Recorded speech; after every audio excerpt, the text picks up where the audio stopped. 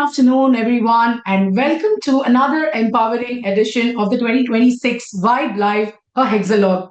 The Vibe that stands for Women Inspire, Build, and Enhance is a platform dedicated to fostering women's excellence. It brings together women doctors from diverse specialties to share knowledge, leadership experiences, and personal journeys that inspire growth and collaboration. There are basically four fundamental pillars that form the vibe, which are physical well being, mental health, financial wisdom, and professional excellence. Through various initiatives, the vibe strives to build a strong community of women professionals who uplift one another and redefine the landscape of healthcare leadership. I'm Dr. Ritu Johari, consultant diabetologist and metabolic expert practicing in the western suburbs of Mumbai. I have a unique diverse background with decade and a half spent in pharma and now last half decade spent across treating diabetes, thyroid, and obesity.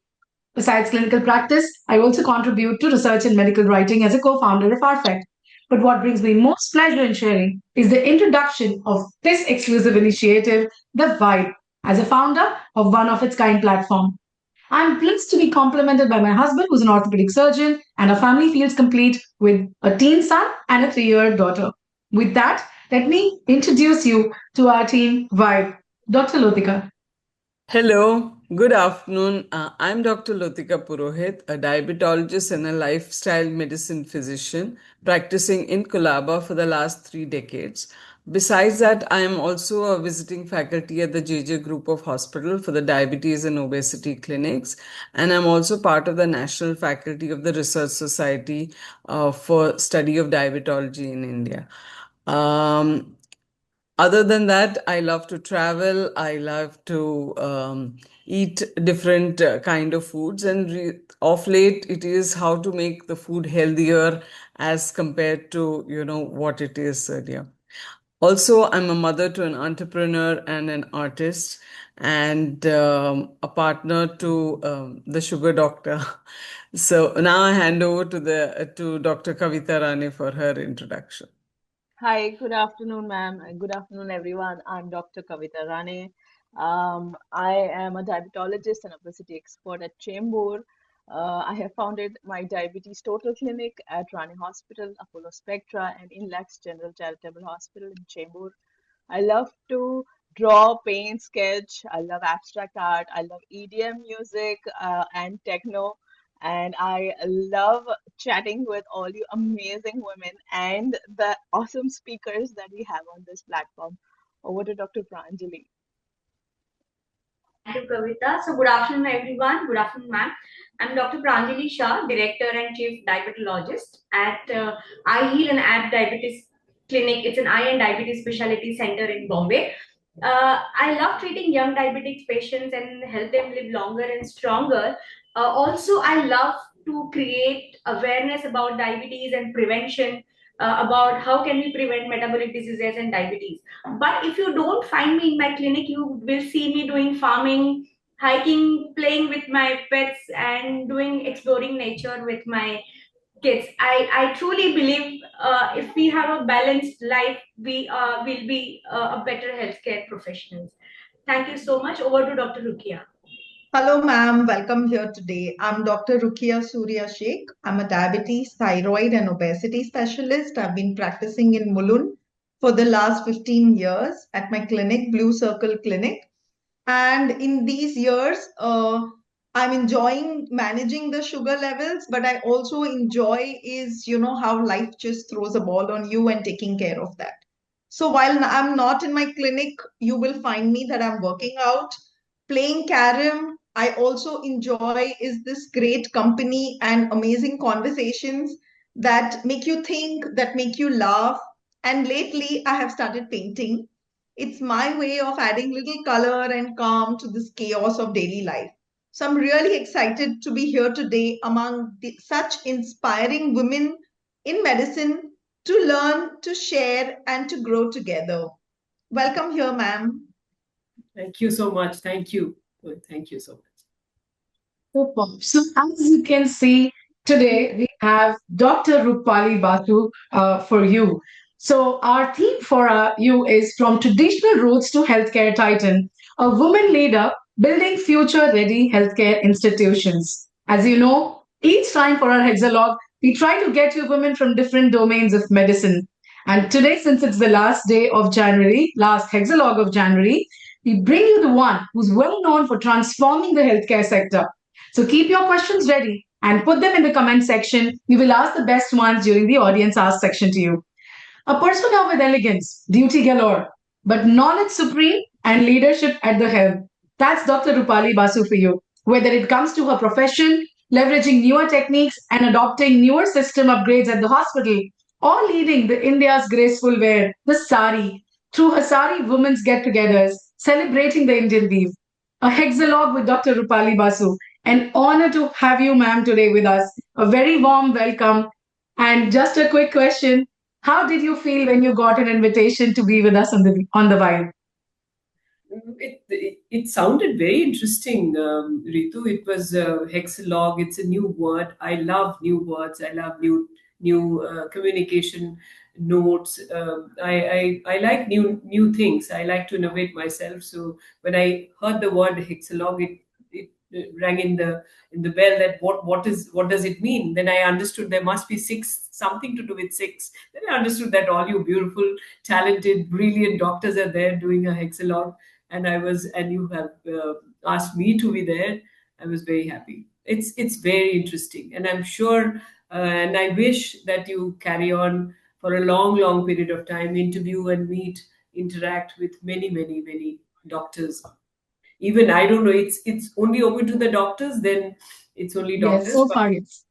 but you can actually interact. Interacting with people gives you so much more energy, Yes. drive, knowledge, everything put together. You feel recharged and Absolutely. refreshed. So it's very interesting. Wonderful. And trust me, ma'am, I think whenever I see you, I think you are a doyen at communications. I see you meeting celebrities. I see you meeting a lot of people. So, of course, I also adore you for that because, yes, a lot of times conversations build a lot of knowledge as well. A lot of knowledge transfer happens through these communications. That is what this platform is also all about. So, maybe, ma'am, allow me to introduce you for a bit. For the audience, Dr. Rupali Basu is indisputably the most prominent face in the Eastern India's healthcare sector and so far going global now. As managing director and CEO, she's at the helm of affairs at the over 75-year-old Woodlands Multi-Speciality Hospital, which is a part of the RPSG group. Dr. Basu graduated from RG Kar Medical College, Kolkata, and has done her post-graduation training in health and hospital management from Harvard, Delhi, and Kolkata universities. She's also been the past president of the Association of Hospitals of Eastern India, which is the AHEI, and is quite well recognized by the industry, government, as well as media as one of the most successful business heads in the hospital sector in India. She also sits on various boards of Tata Metallics, Tata Tinplate, C Limited, Goodrick Group Limited, and is a prominent committee member in CII, ICC, BCCANI, and FICCI FICCI. During a stellar 30-year career, she's credited for making the whole treatment process at hospital for patients much more comfortable and credible experience through introduction of quality systems and accreditation in healthcare. Reforms in the sector introduced by her also charted the financial makeover of healthcare institutions and have earned her a name as a turnaround specialist. Her message to women in general is to be more aware of finance and money matters. Be aware of how money moves in the world and specifically what is happening in the country's economy. She also feels that women should find some me time from the hours they devote to work and family. Coming from a small town in Durgapur, Dr. Basu's stellar career and achievements stand tall as an example for all the women. While answering the needs of a professional career, going beyond call of duty, Dr. Basu has also managed to remain equally focused as a wife and a mother. She remembers fondly, for instance, that she's dropped her daughter to school every day from kindergarten to class 12. And of course, yes, she is now a qualified veterinary practitioner working in the New Zealand. Dr. Basu is also chairperson and elixir of life of the 650 member strong Doctors and Saris Group Kolkata, an organization of enterprising women doctors based mostly in Kolkata. So, with that, I of course welcome Dr. Basu and pass on the baton to Dr. Kavita Rane for the first segment of our Hexalog. Thank you so much. Thank you. Thank you, Dr. Ritu. So, good afternoon, ma'am. So, this first segment is about roots, vision, and early leadership. You come from Durgapur and rose to lead one of Eastern India's most respectable hospitals. Your journey reflects early shaped leadership mindset. Usually, choosing medicine as a profession is depicted as a doctor with a stethoscope. It would be interesting to hear your journey to move away from the hands that held the stethoscope to the one leading those systems supporting the hands with a stethoscope. So, once graduated from RG Kar Medical College, what were the influences that led you towards post graduation in hospital management, like family, friends, environment? What was it? So let me go back to Durgapur. You mentioned Durgapur. Durgapur is a still township, very neat, very picturesque, built by Dr. Bidhan Chandra Roy, whose birth date and death date is July 1, and we celebrate the National Doctors Day. And he created Durgapur Steel Plant and the township around it. And I was born there, and my schooling, the early childhood was in Durgapur, and the life there was so organized, so structured. I used to ride a bicycle to school. I could have ridden. I rode Lambretta, which Baba had, and I also learned how to drive an ambassador car, which Baba had. And we were a family of engineers, physics, chemistry, and mathematics.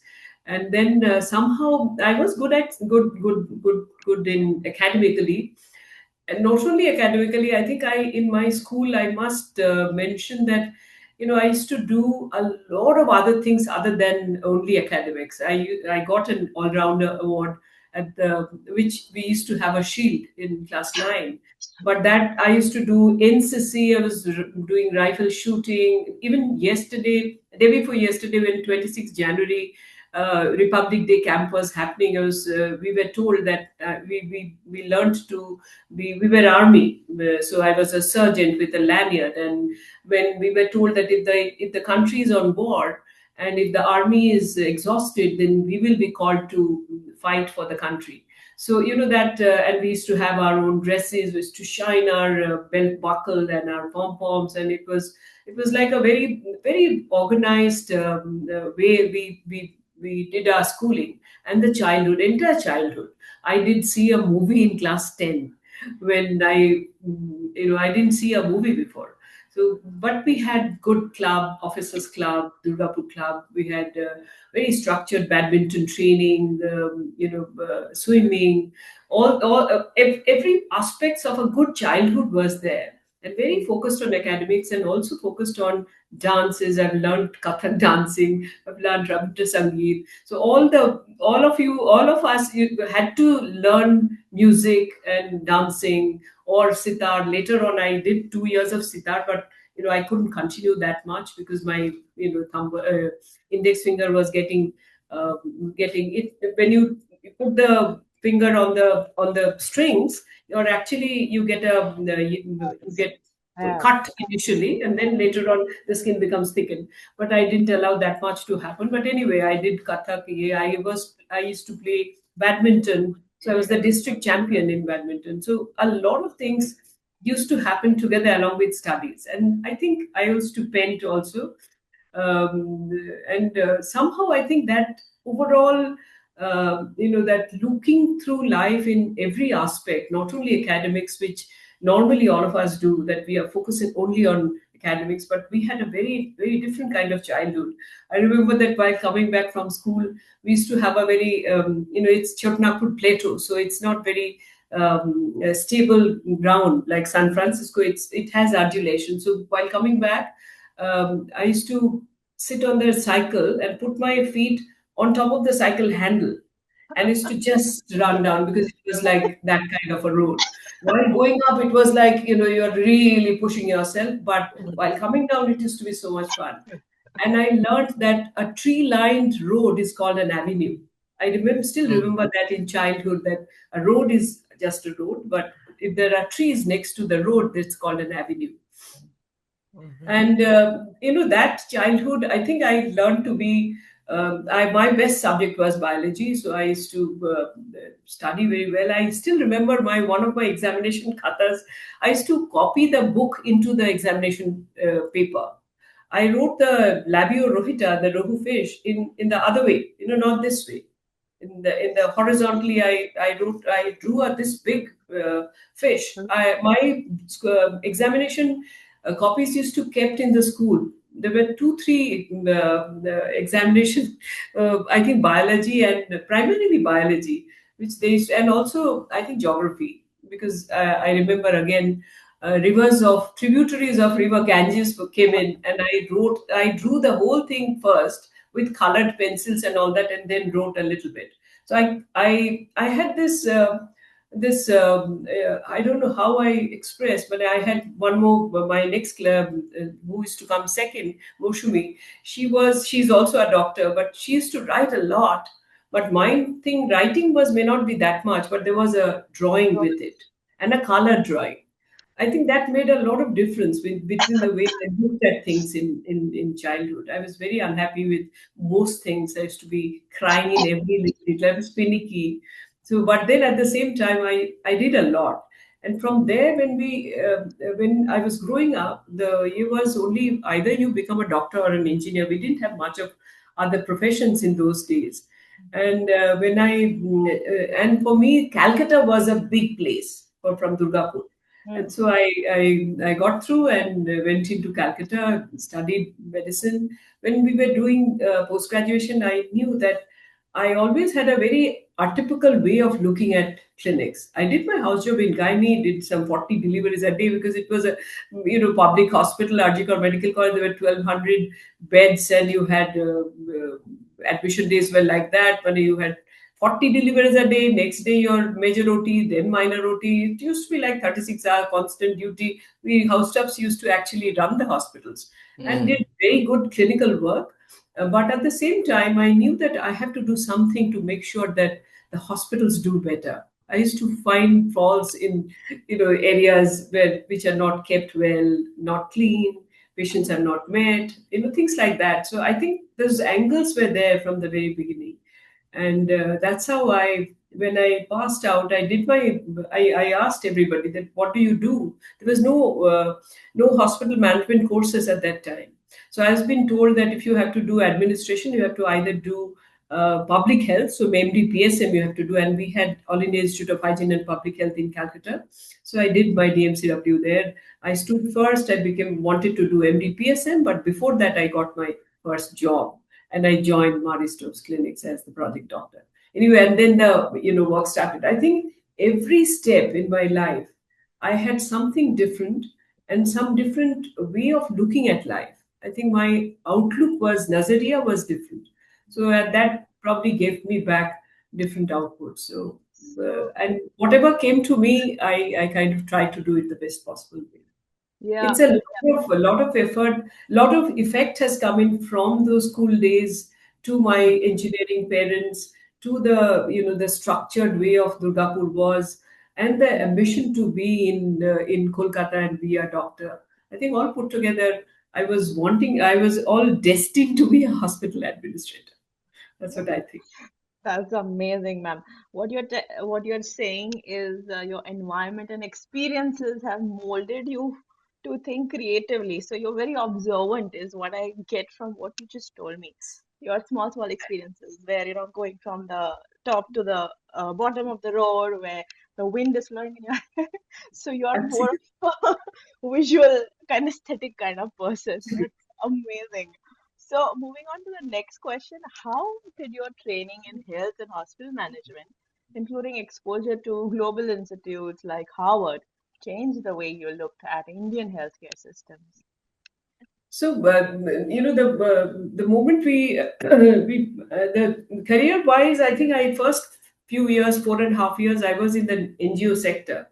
I was with Marie Stopes Clinics, which was doing reproductive health clinics. So I used to do, MTPs and sterilizations, and also did the knowledge attitude practice services, the patient education in the villages. And it used to be a mobile van which used to take to the villages to do the those clinics there and come back. And at those days, I was. But the you know the I used to tell myself that I do the best MTPs in the country, because the way we used to do a medical termination of pregnancy with the way we did it in the college was very different. We used ovum forceps. Here I used Harman cannula, and it's a within a it's just like the Harman cannulas used to be brought from London, from UK, and we used to see the sac, that whether that is the termination is done or not, and that's way back in 91, 92. I'm talking about, so years back. And then I think that from that NGO sector, when you're working with people, which is fine, but then after 4 years or 5 years, you started feeling that what am I doing? I'm not really working in hospital. And I, called up one. My jobs are all, they have real stories. Everyone. I've never applied properly to any job, but it was like one phone call to the medical superintendent Kothari Center, that I asked the telephone operator, took the newspaper, took the number, and called the number, and asked the telephone operator who's the head of medical department. And so they gave me to the line to the medical superintendent. I said that, sir, I am Dr. Upadhyay. I didn't even know his name. I said that I am working in this and that, and I want to work in a hospital. Is there anything for me? On the phone, without knowing anything. And he said that he understood something in my talking. He said that, come over. And I came over and I got a job in as the Secretary Medical Service, which is a very senior job, the top four, and for a 350 bedded hospital with everything there. Where Saurabh Ganguly, after his Lord's gastrocnemius injury, came in there. MS Ghosh operated, Ashok Banerjee there. It's a very, very good, multi-specialty hospital. Very done very well. So even going back to that clinic, the Marie Stopes clinics, we were not only that ovum forceps and Harman cannula, we did counseling, and there were counseling forms in those days, 1991. So the process orientation and the completeness of anything that we do in a perfect manner came in again at the workplace, and I kind of took to it. So opportunities came and you deliver. That's how I think the relationship happened. For when the opportunities came in here, administration came in to me. It was just a platform. You get a platform, and I work there. Every nook and corner, I found out. I created new ways of giving rounds. I could do a whole lot of things. I can't even tell you how many things that I could do in changing administration. Only thing is that I've done so much, so many new things. Is there a disturbance there, or it's okay? It's okay. So I was thinking that a lot of new things we could do, but the point is that the moment you are there as the head of the head in the head position or leadership position, you can actually deliver. The moment you are out of that organization, what happens to that organization is not. I thought that I'm doing it for the posterity, but that posterity doesn't remain. The current leadership of a hospital, which is a very complex, dynamic organization, is very vital. So whatever we do, we bring in the changes. The leadership changes, everything changes. Yeah. So I don't know how that challenge will be closed at what point, but I've seen that only too often, that leadership changes, thing changes. So I think the answer to that would be by creating processes, which is what we have been able to do. Again, I have a role to play in 2004 when we learned the quality systems. That every activity in a hospital, there has to be an SOP. There has to be standard guidelines. There has to be, written down procedures. And I think that's how our hospitals today are becoming more and more stabler. Because the challenge is always when you are there, you are doing the hospital is the best hospital, whatever the best that you can do. But what about everybody else? What about all the hospitals? What about every Indian? Are they getting the same quality care which I would like to give? They're not. So the only answer is that we go by process. That is how US has done. Now, that is how UK has done. Process-oriented, hospitals is what last. I think from 2004 onwards, I'm talking. We are keeping talking. I think we are doing also, but we have not been able to do it for everybody. I don't think every hospital is got that got that processes set up so well that everybody gets standardized care, which is what they should. Every Indian should get standardized care. That is so true. Yeah. Sorry, 1 second. Can you hear me, ma'am? Yeah, I can. Yeah. So my next question is, when you first sorry, can you hear me still? Yeah, I can hear you. When you first took charge of Woodlands, what was the one non-negotiable principle you decided would guide every decision? Integrity and nothing else. Amazing. I have ran private hospitals. Never in my life have given a doctor a target. Never in my life I have asked anybody to do 2 tests, which we keep hearing. Never have asked any doctor ever to do anything wrong, non-indicated, things where keep patients longer in the hospital. Never. So I think integrity goes beyond anything and everything. Whatever we do, all doctors, we must give our best, the best possible way and most integrity way. We get to hear a lot about that we are not so clean. We do unindicated surgery, we do extra tests, and those things are there for us. Even in the government setup, there are different kinds of issues of integrity comes up. And I think I have, fortunately, I have been able to uh, keep my integrity on whatever, whoever, wherever I worked. So that was the first thing, and that was the last thing. Okay. That will be always the first thing and last thing. Thank you so much, ma'am. Moving on to the next segment, that would be with Dr. Lotika. Yeah. So, Dr. Basu, it's really very nice to have you with us. I will speak in the next, I will ask you some questions in the second segment, which is about transforming healthcare institutions. We all know that healthcare institutions have transformed a lot, especially in the last 3 to 4 decades. You have been instrumental in transforming the patient care delivery within the hospital sector. Being a woman and being a driving force behind quality systems upgrade in the country's healthcare system is really pure inspiration. You are often called a turnaround specialist, which is a spectacular title. What does real healthcare turnaround involve beyond financial recovery? So I keep saying that turnaround specialist. Of course, when I have mostly worked in private sector, and when somebody's investment is there, the money has to come back. So there has to be many a times the organizations are not doing financially well, and I'm not talking about chasing a certain target, but keeping a profit and loss balance well, and you are making surplus so that you're putting in your capex, your expansion, because that's what is necessary. So the financial health of any hospital is very vital.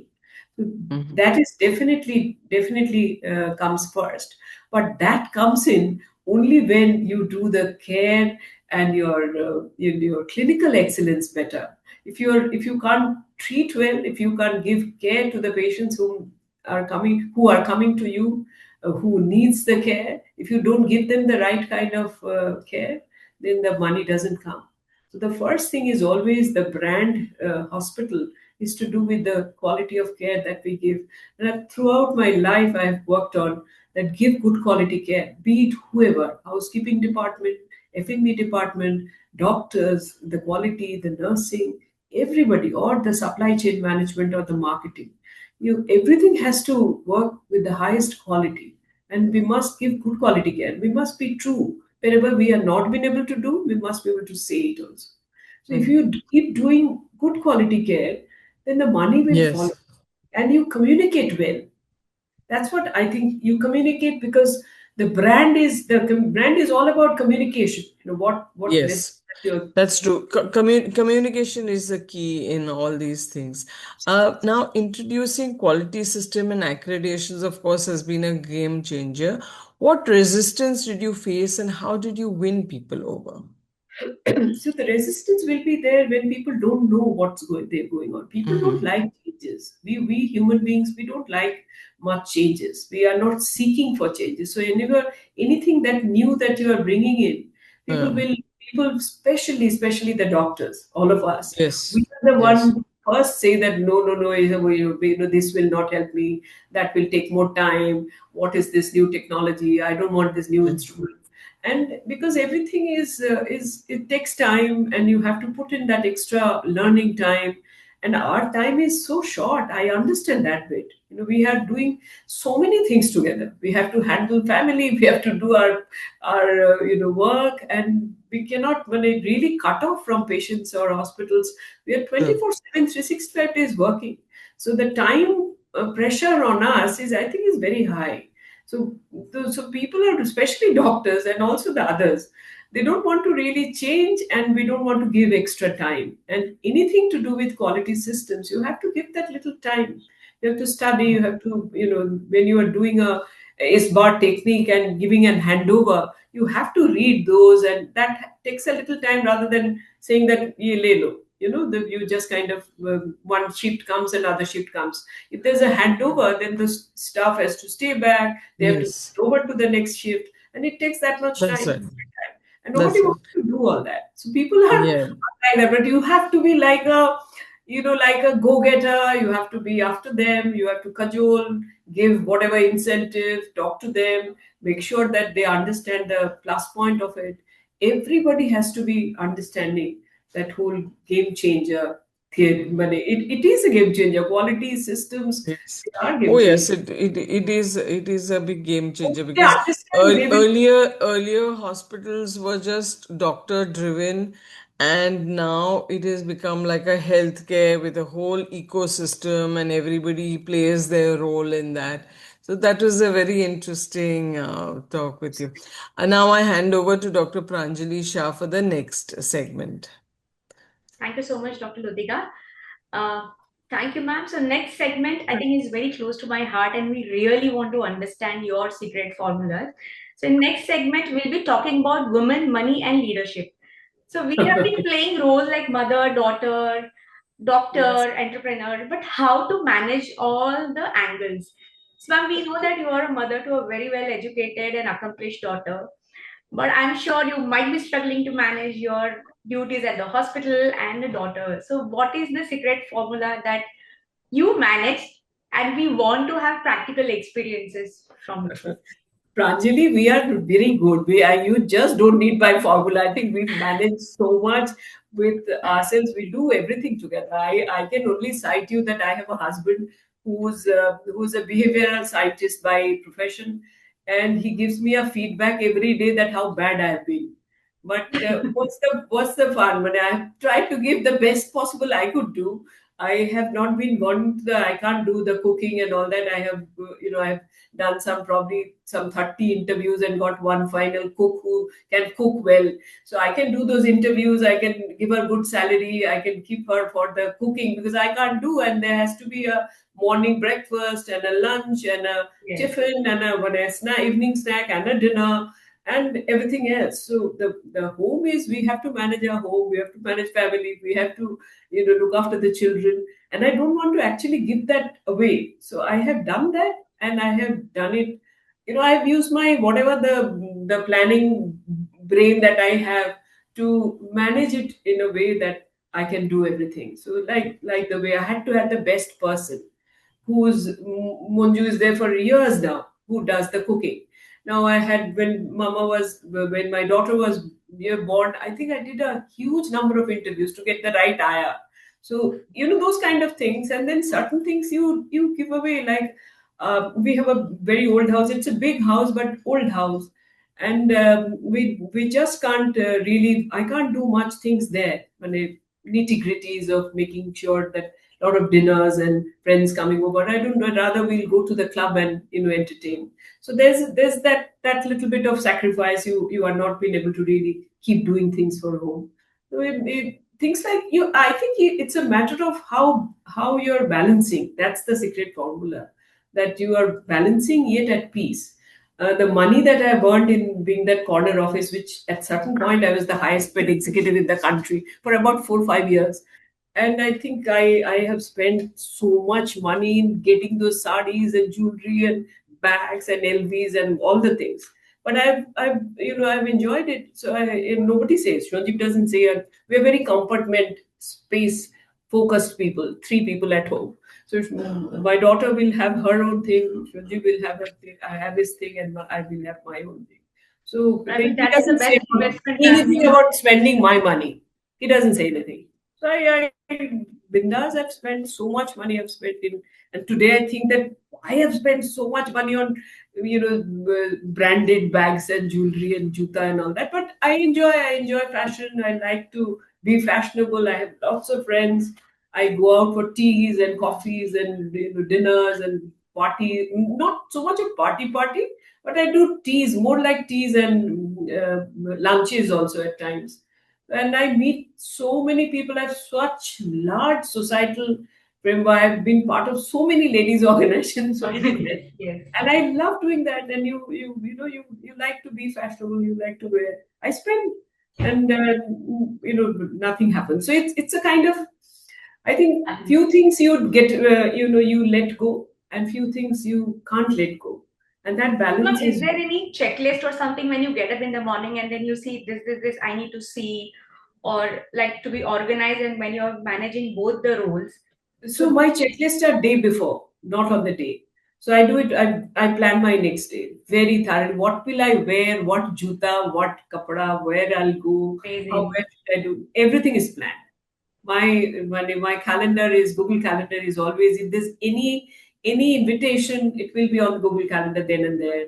Any photographs that comes in goes to an album. I'm very organized in that manner. So Yes. I think That's the secret, I think, which we female doctors should really follow this, very to be organized. organized and do your work at that particular time. And ma'am, you strongly My money is my money. All my bank accounts, my money is all, I handle my money. So excellent. So my next question is related to money only, ma'am. So you strongly advocate financial awareness among women, and why do you feel this is still an under-discussed area, even in the medical professionals? So do you, or would you like to give one financial mantra to all the practicing women physician that they should start implementing at their early career?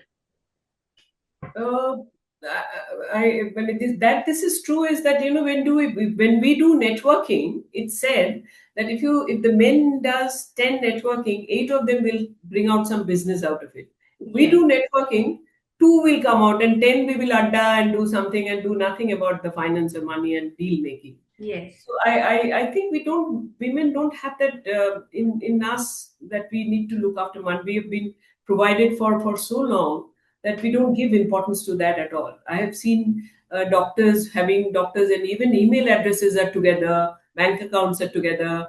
I think from the very beginning, when we have started earning, the independence is very important. That you need to have your own bank accounts. Today's day and age, everything is digital.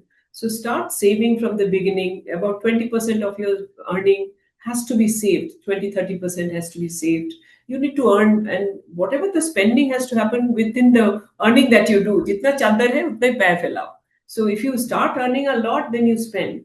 And if you don't earn, then don't spend, because spending is on. We know very well that what is the actual importance of a dress, of a pile khandwala 50,000 ka kurta. What is there's no importance actually. It's only you feel good wearing it. So Yes. that part is important. But I think it's very, very vital that we need to be aware of our money. We need to keep our things. We can always do it with that. This idea that we don't understand money is what I don't like. I think we all kind of think that we won't be able to keep our jewelry. We won't be able to keep our wealth. This is not on money. The moment you start saying that, no, this is my money, I will keep my hissa. I will do like the way he I will does. manage I something think new. it will happen. And today's day and today's generation, they do that. They have their space. They like their own. They are of course much slower than what we do. We push ourselves up much faster. My daughter says that, Ma, I will never be like you. I will be much slower. I will have much more work-life balance. I will not work so much. I don't need so much friends. They're more satisfied, and that is how she will be. And Yeah. it's okay if that makes her happy. Finally, everything end of everything, the positivity, the happiness, the smile is so important. That is more important, exactly, ma'am. Thank you so much for answering my questions, ma'am. And next, we'll move on to the segment 4. Over to you, Dr. Ritu. Thank you so much, Dr. Pranjali and Dr. Rupali. Of course, we are hearing you all inspired already. So, my topic is identity beyond the boardroom. You've managed a demanding career. You've been recognized as one of the most successful businesswomen in the healthcare sector. While being deeply present as a mother, we just heard, and a wife, and of course, the one who also likes living life to the fullest. That's how I would put it. This talks about Dr. Rupali beyond the boardroom.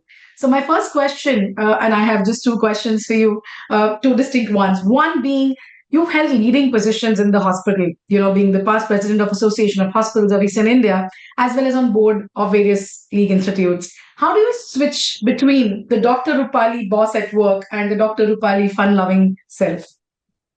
I never switch, Ritu, and I'm the same everywhere.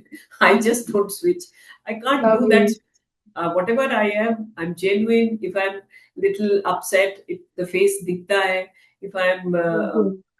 unhappy or angry, or sometimes that also dikhta hai. So whatever is there inside, I think I'm very truly transparent person. I would have definitely loved to be, some stoically, where I will be different, and something else will be going inside. I can't do that. As a corporate executive, we learn to keep confidentiality. That is a Right. training. True. So we can't True. talk about. I might be showing my emotion, but I won't tell you everything. That is definitely Absolutely. not on, Yes, because that's because when it comes corporate as an training. authority in a boardroom, of course, yes, you need to, Can't do read that. the room and accordingly. Yeah.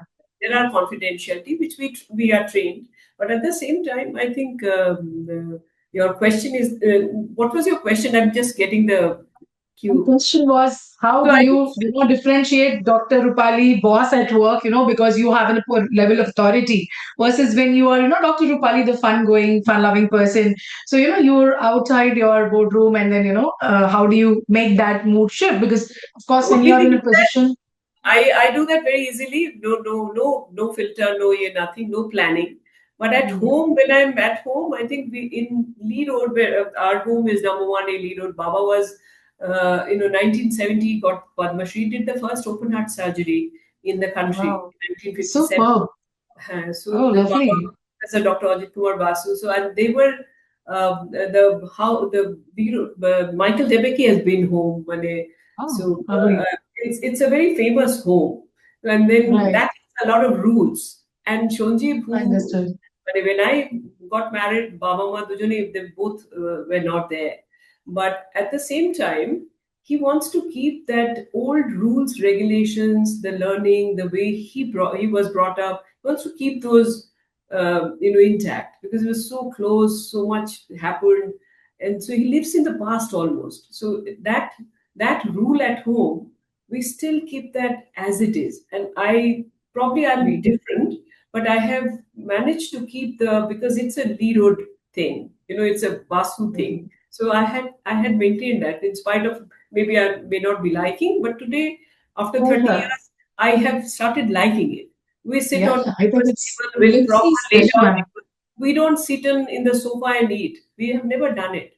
So it's all meals have to be placed on the. It's very westernized.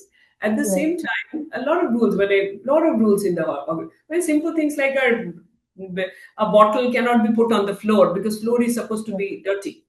It's very Absolutely. clean, but it is supposed to be a pani ka bottle cannot be niche. It has to be put somewhere. Simple things like that, but These it's very etiquettes, almost yeah, I regimentally. totally agree. I think these are just etiquettes that one can have at their home, and I truly appreciate. And I think these are legacy opportunities that not everybody gets. So it's a treasure that you hold.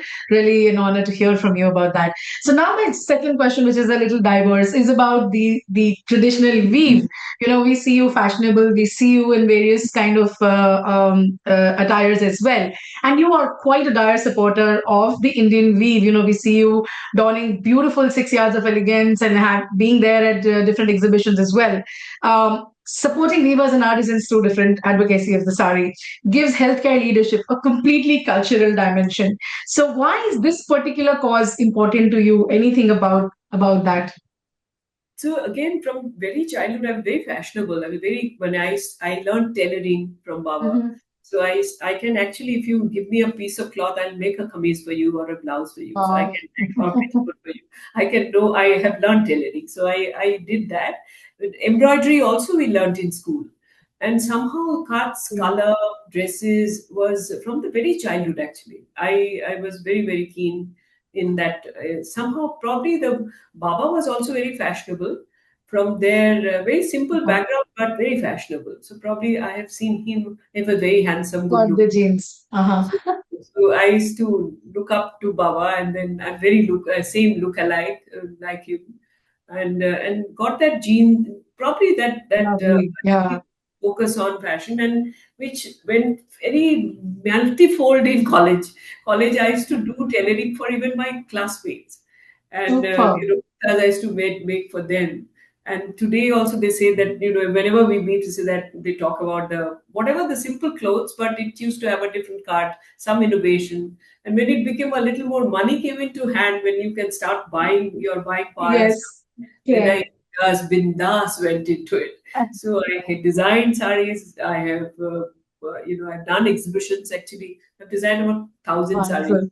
and we had done 4 exhibitions, but that was a period of time about a year or so. And then I buy a lot of saris. I love I see that. I see that, and ma'am, it's work. an honor to And know a volcano of talent like you. And we'll really look ahead to meet you someday and look at your wardrobe of wonderful, amazing collections of saris and jewelries as well. So I with that, got this one formula, Ritu, I must share is yes, that I yes, buy 30, 40 saris every year, but I also give away. So I wow. don't hoard much. Let me see you giving away. That's my friend circle all keep on asking. I give them also, so it happens that way. Lastly, lately, I'm Super. not buying that many. Once you don't have the corporate role so much, then you Yes, don't need to yes. buy so many. I So then totally you understand. spend at work. So I used to buy a lot. These days, I I do don't buy understand. that many. So, but I have given away a lot of my possessions. So I don't. Do understand, ma'am. What they call hoarding. I don't do that. I also want to give away, give to Super. others, So give to others. super, super. So with that, I'll pass on the baton to Dr. Rukia for the next segment. Ma'am, the audience and us have all been mesmerized listening to your journey, the any role that you take up head on and you are totally into it and you give your best at it with integrity, as you said, being the cornerstone in whatever you do, whether it is designing, creating Facebook groups. It's not easy to have 40,000 followers. So it's amazing that you're doing that. And with that, being extremely at the top of your position in leadership roles. So the audience definitely have asked multiple questions, but the best question, or rather the questions which are pertinent to the doctors, especially coming from a health sector, how does one handle a mob situation in the, because our audiences are mainly doctors and they do have hospitals. So we want to understand from the specialist here that how does one handle a mob situation? So I have handled plenty of those in my career, and I'm sure we all have done it, and we will all have to do it because of the simple reason our type of population is such. We have diverse variety of people. So many of us are working in the government sector, many of us in private, smaller hospitals. Some of us have bigger hospitals. The ones which are with have bigger hospitals have got more layers. So you have security guards, you have this manager, that manager. So there is a bit of a guarding. But the organizations where hospitals where you don't have too many layers, then you are actually at the behest of what you want to do. And many times we get manhandled, we are killed, we are injured. That keeps on happening. We keep on looking at that, and we keep on talking about to the government that keep this guards and that nothing happens actually. So a Right. large portion of our hospitals are very unguarded. So what do you do when those kind of things happen? You end Exactly. up doing it. So I think what I would do is that wherever you are working, you must create an ecosystem of your own. A managing of few people from nurses, from technicians, the interaction with people. Actually, we doctors are not really good interactors. We are not very good networking persons. So that's my observation. But today's doctors are much better. Olden days, it used to be even more difficult. But the more you interact with people, the more you have a group of your own. They kind of give you those shields because after all, you need the shield to talk. I have seen my lab at one point was burning, and I had to And then there was one time I remember the 2,000 students from Jadavpur University came in because one of their classmates died. So they did a candle march in the sitting on the and then what I did was I came down. I went.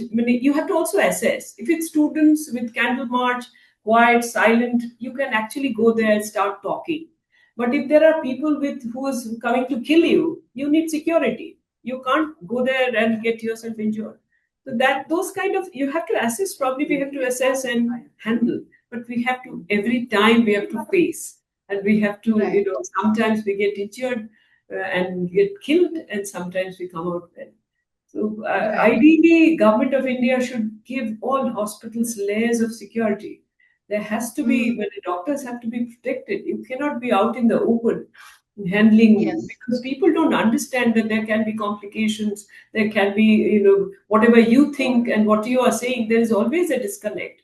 What you are saying to them that this might happen, they might think that you haven't said anything. So miscommunications are happening all the time. And we know how inexact medicine is. How Yes. inexact. We never is. It is never a exact science. So we deal Yes. with all Yes. that, and these are all consequences. We have to Right. keep empowering ourselves a little more, probably. Thank you, ma'am. And so now moving forward to the last segment of today's Vibe Live, which is the rapid fire segment. And it's time that we lighten up with this white pulse where I ask you quick questions and I want answers very quickly, which is instinctive and honest, just like you are. So let us go with it. The first Okay. question is one leadership quality you value the most. I think again I'll talk about integrity. Okay. A book or thought that influenced your professional life. I think Mahatma Gandhi is what was it about the change you want to see. You be You the change that be you the want change to see. yourself. Yeah. Right. That's fantastic. You have actually set I standards didn't at read many your questions. places. Huh? I am not prepared at all for your fireside. I'm just doing it absolutely That's We no all love problem. this. sections. Absolutely. If Yeah. given a chance, what alternate career would Dr. Rupali choose? Fashion designer. Probably a fashion. Fantastic. That comes with sari fabric you love wearing the most, handloom or silk or anything, which is your most favorite one? Love silks Silk. and heavy silks, heavy flowy silks like Kanjivarams and Benares. Oh, interesting. Okay. One myth about women you would strongly like to stand against and change. This financial illiteracy. Women Fantastic, ma'am. That is actually, that's why one of the pillars of this vibe that we have, where we want women to take control of their own are money, finances. own Right. paisa. Absolutely. A morning routine you never skip. I'm washing my face many times. I use natural oil-free face wash, and I do it many times. It's almost like removing the top layer. Okay, okay, that's something nice to know. And what is your definition of success today in one line? Success is, at the end of the day, you need to be peacefully sleeping. You need to be at peace with your mindset. You need to be good with your health. You need to be able to do whatever you wanted to do personally. It's success is very personal, and whatever I wanted to do, if I can do it, if I can sleep well, if I can have a good, good physique, I think that's Yeah. success. That was absolutely sharp, sincere, and so authentic, just as what White stands for. It has been so amazing to hear from you. Uh, it's been such wonderful to hear your thoughts on all aspects that we have, heard. So over to you, Dr. Lotika, for the closing remark. So it really has been a very enriching time for all of us to hear your stories, your journey, and how you move from a doctor, a medical student to a healthcare professional, and now you are along the way you were also nurturing your hobbies of embroidery and tailoring and wearing nice saris and all that. So it has been really very nice, and there have been a lot of take home things. For me, integrity is something that I really like, that you said that integrity is what comes first, and that what is what always will come first. That's such a powerful thing. Let me ask everybody, what have they learned from here? Dr. Kavita? Hi, thanks, Dr. Latika. So for me, since we have a hospital which is 52 beds, I love the fact that ma'am said SOPs are necessary and processes need to be in place. And trust me, I have been looking into operations of the hospital for the past 6 years, and yes, that is the only thing that helps. The others, they go on strike if there are no processes in place. So it is really important. And thank you so much. Yeah. Dr. Pranjali? So exactly, and with you, Kavita, since I'm also handling internal operations in my hospital, so I was just keeping in mind about the SOPs and processes, and I've been struggling to work on it. But yes, I would definitely work on it because systems are very important. And another thing is, if leadership changes, the system should not change. That's the main thing. So we need to work on our processes. And second thing, there are many, but the two things are like my staffs and everybody used to tell me, ma'am, please start wearing saris. Why are you in the scrubs? Ma'am, today onwards, you are my inspiration. So I will start wearing the saris because it was so nice listening to you. And actually, I was, thinking, next Vibe Live, I'll be in sari. So thank you so much, ma'am. Over to you, Dr. Rukia. So I have worn a sari today because it was Dr. Rupali Basu coming in. I have traveling to Bangalore, and I'm just in office. Ma'am, I have only 2 saris in my wardrobe. This has been gifted by my friend, and that's why I said, okay, I will keep it for a special occasion, which is today, because I am in live conversation with Dr. Rupali Basu. So that makes it more special for me today over here. But like Dr. Lotika said, integrity being the most important thing, the corners, the heart of everything that you do. So if that is in place, I think everything else would be great. And but one thing that I will learn from you and will start doing is have my checklist a day before. So yeah, not start doing it on the day in the morning. I think I would like to do it a day prior. Yeah. Wonderful. Ritu.